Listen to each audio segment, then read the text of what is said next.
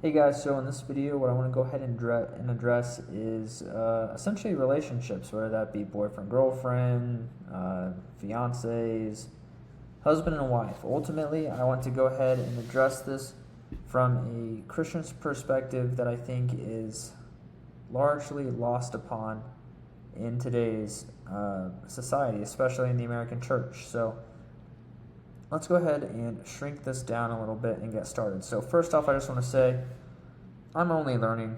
I've had one long-term relationship before, did not work out. I realized I had my own mistakes in that. Obviously, she did as well, and we couldn't really work through it. I certainly tried my best. I may have not had the best foundation with that relationship, and I see that clearly now.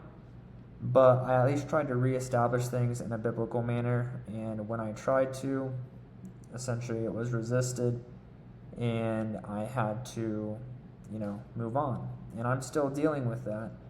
But as I've been reflecting, I've been praying to God every night, I've been seeing things a lot more clearly than I ever have before. And I think that as I kind of go into this pursuit of a next relationship, I think that I am approaching things in the way that God had actually intended, which is a beautiful thing. And so what I'm about to talk about is I don't feel like most people actually get this or talk about it, and it desperately needs to be in our church today. So look, people, even Christians, they complain about relationships all the time or lack thereof these days. There's always something to complain about. There's always a fight.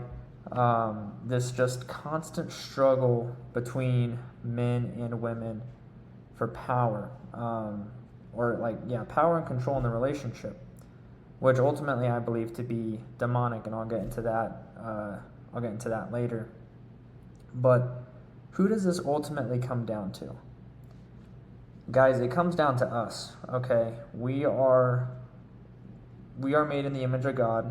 Woman came from us as a gift from God, as a helper. We are supposed to be good stewards of them relationally and spiritually. It is our responsibility, Christian men, to make sure that we're leading women in the right direction, that we are essentially treating them the way that God treats us, which is with love, compassion, forgiveness, patience, all these things. Now, obviously, some people are going to see this video, if this ever somehow gets out there. I doubt it will.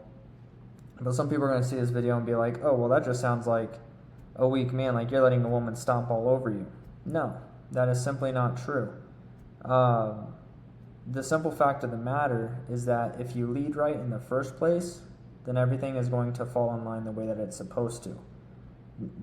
It's this misunderstanding of control. Relationships are never supposed to be about control. Relationships are supposed to be about two people who choose each other every single day, the way that God constantly chooses us no matter what, and the way that we wake up every morning and we choose to love God back. It's all about choice. It's all about free will. It's never, ever about force. And I think force is of Satan, and I will get into that later. But basically what I want to start off with is, if we lead wrong, everything is going to fall apart. And that's just the simple truth of the matter. We have to lead correctly. Now, what's a woman's role? A woman's role is to submit. And women often, they fight about this, they struggle about this. Feminism enters the picture. Well, why is this? Me personally, I think feminism entered the picture in the first place because if we think about its rise of popularity kind of in the 60s, you're talking about a decade leading up to it, and what exactly happened that decade before? Well, you had all the men coming back from World War II, and honestly, if you've talked to any kind of a veteran, you understand that war changes people. Sometimes it makes them just Like, they lose a part of themselves. It's a very sad thing, and obviously that ties off my video, or kind of rides off my video that I posted yesterday. And that's, people think that war is just kind of this moral thing, when most times it's not. And when people go over there and they recognize that it's for resources rather than morals, they feel extremely sick. That it really messes with their head with what they did. And so when they come back home, they're different, and sometimes they can be unintentionally abusive. And then women wanting to protect themselves, wanting to be properly led, properly taken care of, you kind of have this feminism thing that rises up. And then also the other side of that is too, maybe,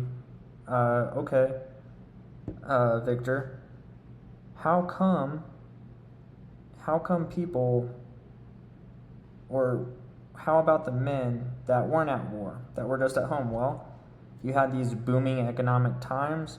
If you had white-collar men and things like that, businessmen, they're making tons of money. When you make tons of money, that can change you as well.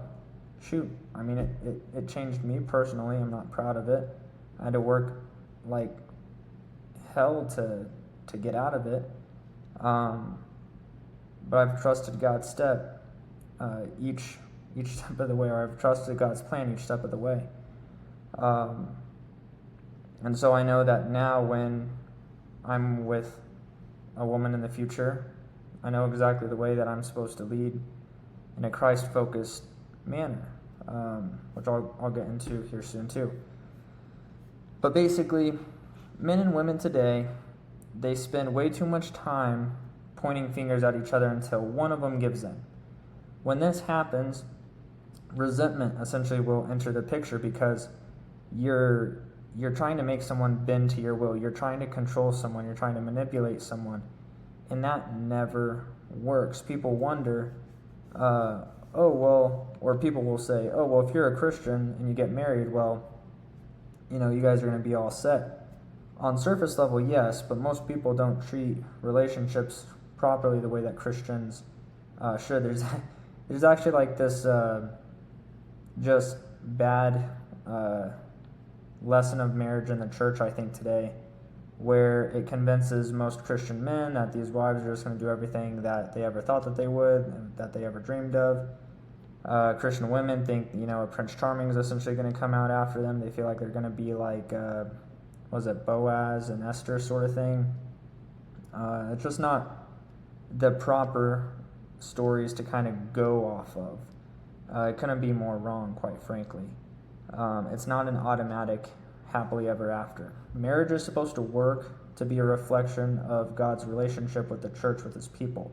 What do I mean by this? What I'm trying to describe to you is that just as God has chased us, and in effect, not even chased us. God never chased us. God was always there. He made his presence known, and what we would have to do is choose him. Now, in the process of this, we might get tempted with lust, with money, wealth, power, all this stuff. Chase after all these different gods, so to speak. Like I said, I don't think gods has to be a specific named entity.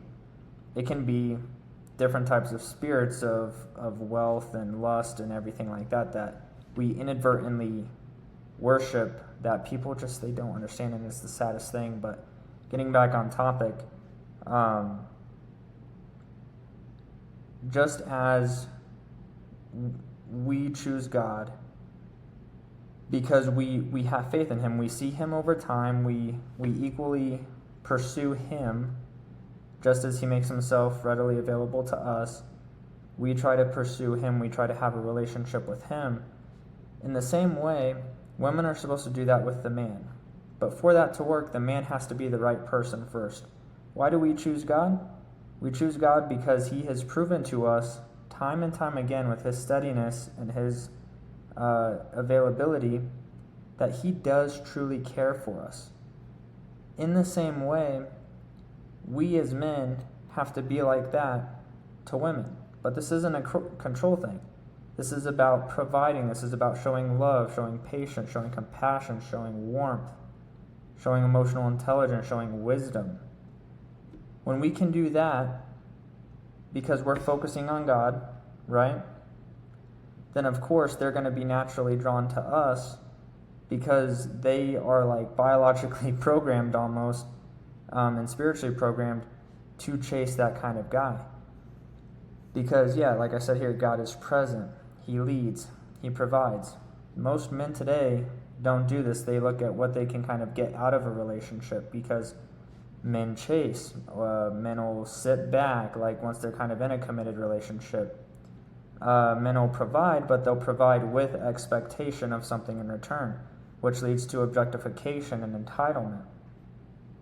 You see this a lot today with lust amongst men, especially amongst young men. You know, guys are like, oh, well, if I'm a nice guy, then I'll get this. There's this joke, right, where it's like, nice guys finish last, and then that drives resentment, and yada, yada, yada. And it's like, are you really nice? Are you really a nice guy if the only reason you're doing something is with expectation of something in return? Or is that just like a bitter person? You're only doing something because you're getting something in return. That's very transactional, right? And I don't think that's of God. So no wonder divorce rates are so high. We're chasing marriage in the way that the world defines it. What does the world define it as? Well, as a man, you get a woman that you get to have sex with all the time, or supposed to be on paper. And then a woman, gets all her bills paid for and kind of gets whatever she wants materialistically. And like that's what most people are kind of chasing in marriage. They're not chasing it in the way that God defines it. So how does God really define marriage? Well, God is a stable rock. He doesn't need us. He chooses us. So likewise, a man needs to be stable, and a man needs to be able to choose to love a woman, because I think we can all admit it's not necessarily easy. Like, their brains work differently than ours, and that's okay, but we're supposed to wake up, we're supposed to choose to love them anyway. Even if they're being a little bit stubborn, even if they're being a little bit crabby, we have to understand that we've acted the same way towards God. So why wouldn't he give us a great lesson in marriage of having to deal with the same thing, or in a relationship in general that maybe you're courting, where you have to do the same thing? You have to show patience, you have to show virtue, compassion. God is patient with us and forgiving. Likewise, we need to be patient and forgiving with wives. God does not force his way into our lives. See, this is another thing. Some men out there will over pursue. They will chase so fast and so hard that it'll kind of scare the woman off, and then the man will be like, well, I did all these things for you, why aren't you doing this? And you start kind of being rageful, like kind of showing your wrath towards that woman, and that's not fair either. So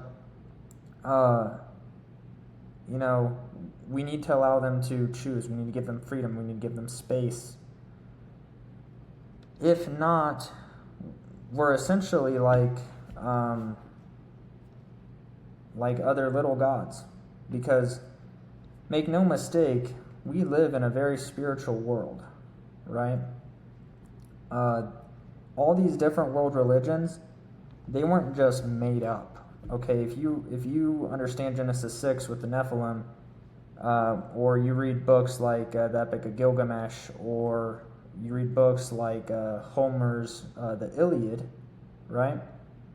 What you'll find is that there are a bunch of different supernatural entities out there in existence that kind of have picked different people over the course of time.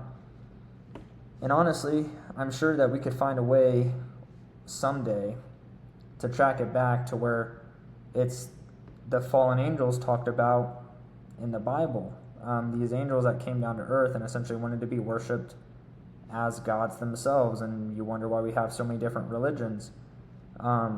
And how do these gods act towards people? Well, if the people are doing everything that they want, which typically comes down to transactional things, then that God will bless them and kind of give them their stuff. But if that person steps out of line and does something different, what happens? Typically, lots of rageful attacks and abuse. And is that really a relationship of love or a relationship of servitude? Is that even really love? Because love is supposed to be free will. It is supposed to be choice. Right?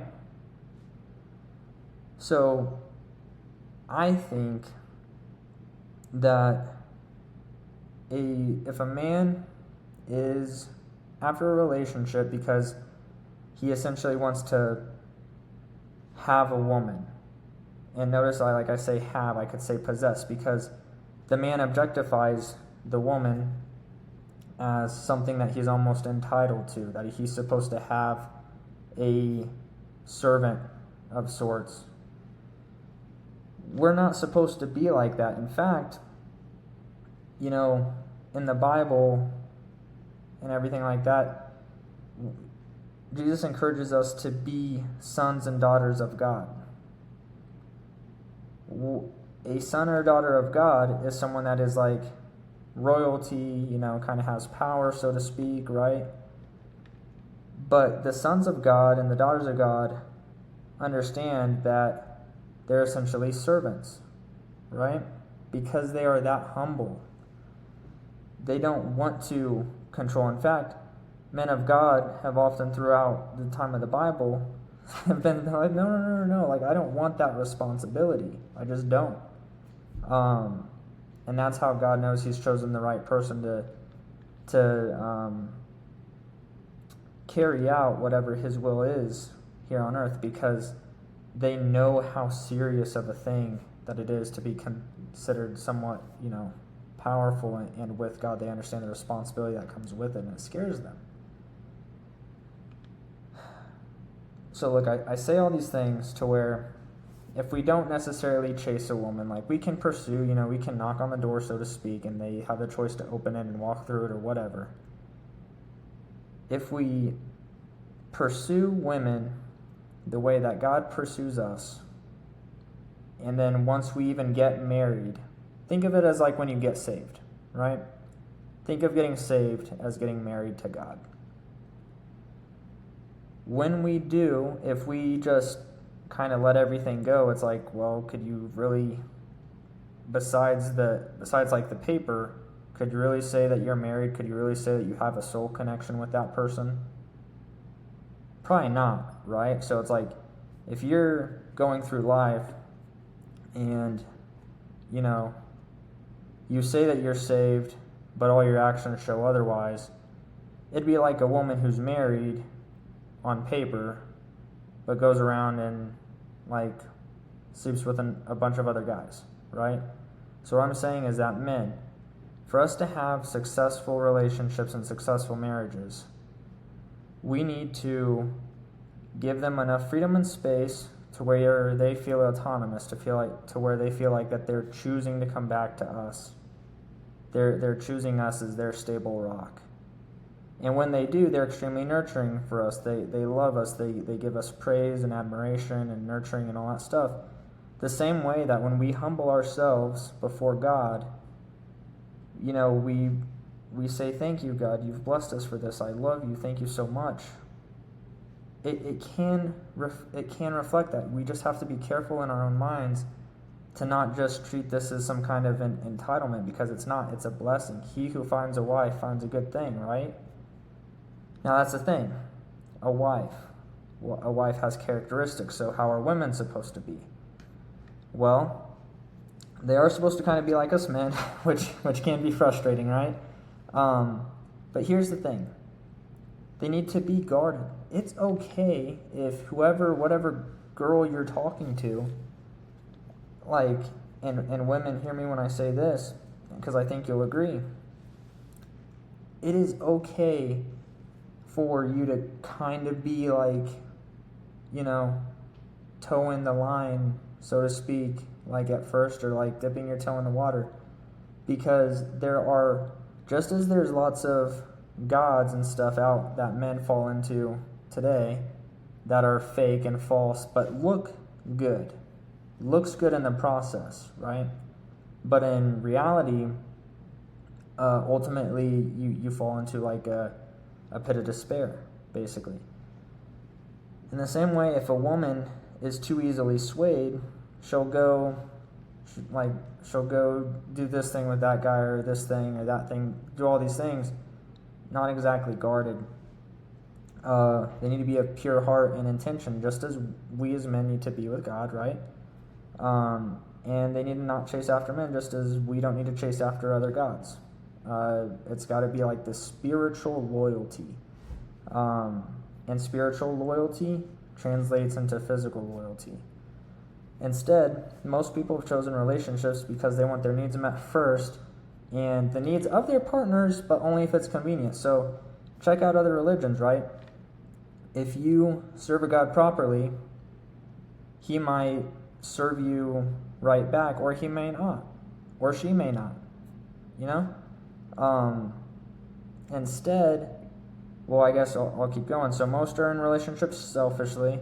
They don't even really realize it. And that's the foundation of the relationship, which is really sad because it's only a matter of time until it fails. Because if God's not at the center of it, if your needs and desires are, there's a problem. Because two people who worship God through their actions in life will constantly strive to serve each other in the most pure and holy way. And that, I think, is true love. Waking up every day and choosing somebody, not out of obligation or resentment, but because you chose to, just as Christ chose to love us. So with that, I'll go ahead and leave it on that note. If you guys have questions, drop them down below. I will see you in the next one.